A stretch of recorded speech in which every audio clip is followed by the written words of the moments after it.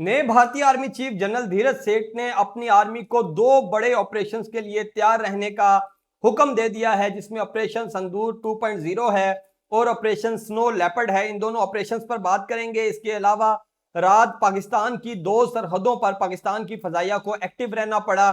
एक सरहद पर F-16 मिसाइलों से लोड प्रवास करते रहे, जबकि दूसरी जानब J-10C और JF-17 थंडर की फॉर्मेशन सारी रात निगरानी करती रही। इसके अलावा भारत की फजाइया भी एक्टिव थी। रात को हमला हो सकता था, लेकिन कुछ वजूहात की बुनियाद पर यह हमला नहीं हुआ, और वो वजूहात क्या थी उनको डिस्कस करेंगे। इसके अलावा ईरान से कुछ बड़ी खबरें सामने आई हैं, जहां ईरान के सुप्रीम लीडर आयतुल्लाह मुज्तबा खamenei की एक बड़ी स्टेटमेंट सामने आई है और उन्होंने अपने वालिद के कत्ल का बदला लेने का ऐलान कर दिया है। तो वहीं ईरानी इनकलाब के बानी इमाम खamenei के पोते सैयद अली खamenei भी मैदान में आ चुके हैं और उन्होंने भी बड़ी स्टेटमेंट दी है। उनकी तकरीर इस वक्त सोशल मीडिया पर वायरल है।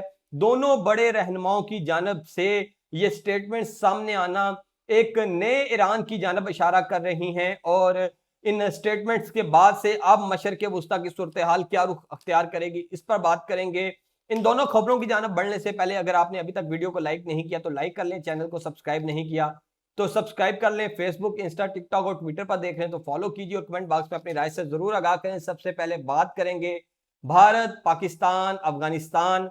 मामला इंतहाई गंभीर हो चुका है। भारत की जानब से नए भारतीय आर्मी चीफ ने अपनी फौज को, अपनी एयरफोर्स को, अपनी नेवी को ऑपरेशन संदूर 2.0 और ऑपरेशन स्नो लेपर्ड के लिए तैयार रहने का हुक्म दे दिया है। ऑपरेशन संदूर 2.0 का तो आपको पता है कि ऑपरेशन संदूर 1 जो मई में जंग हुई उसके तसलसल में अब ऑपरेशन संदूर 2.0 किया जाएगा, यानी कि पाकिस्तान के साथ एक नई जंग का आगाज किया जाएगा। दूसरी जानब ऑपरेशन स्नो लेपर्ड है और ये ऑपरेशन शुरू किया जाएगा चीन के खिलाफ, क्योंकि चीन मुसलसल भारतीय इलाकों को अपने इलाकों में जम कर रहा है और भारतीय इलाकों पर कब्जा करता जा रहा है, जिसकी वजह से भारत के और अरुणाचल प्रदेश के लोग अब भारतीय हुकूमत से ये सवाल कर रहे हैं कि चीन हमारे इलाकों पर कब्जा कर रहा है, हुकूमत क्या कर रही है, फौज क्या कर रही है। यही वजह है कि नए आर्मी चीफ ने अब ऑपरेशन स्नो लेपर्ड का भी ऐलान किया है और ऑपरेशन संदूर 2.0 का भी ऐलान किया है।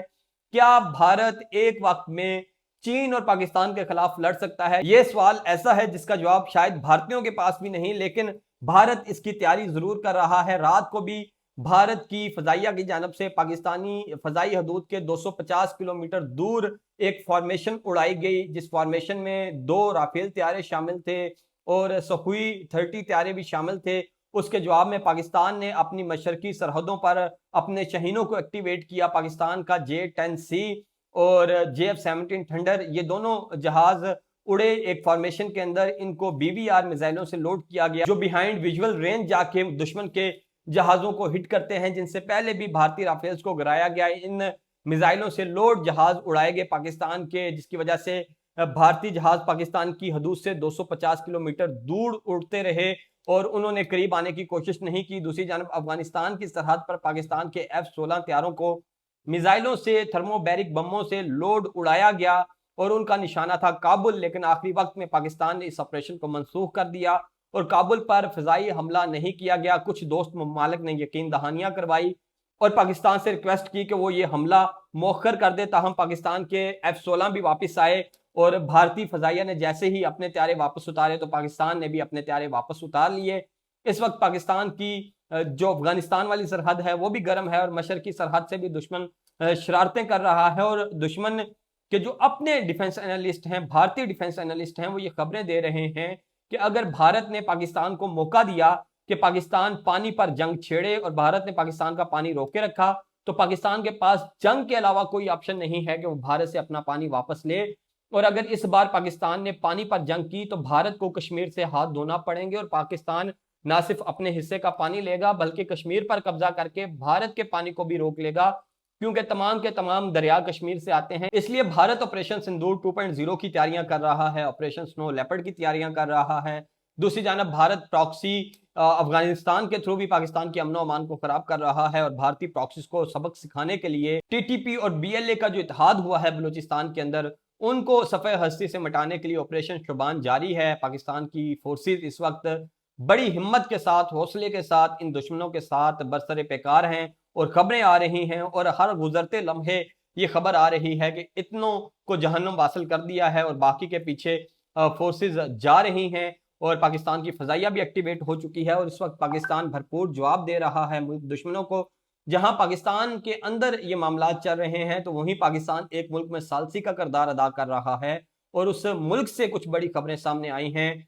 इस वक्त ईरान की क़यादत ने एक यू टर्न ले लिया है और वाज़ेह ऐलान कर दिया है कि हम supreme leader Ayatollah Ali Khamenei के जो कातिल हैं उनसे बदला लिए बगैर चुप नहीं बैठेंगे और उन्होंने बदले का ऐलान कर दिया है। मुश्तबा खामेनी का एक अहम बयान सामने आया है और उन्होंने ऐलान किया है कि वो अपने वालिद की शहादत का बदला लेंगे और ये बदला ईरानी अवाम का मुतालबा है और इसको हर सूरत पूरा किया जाएगा।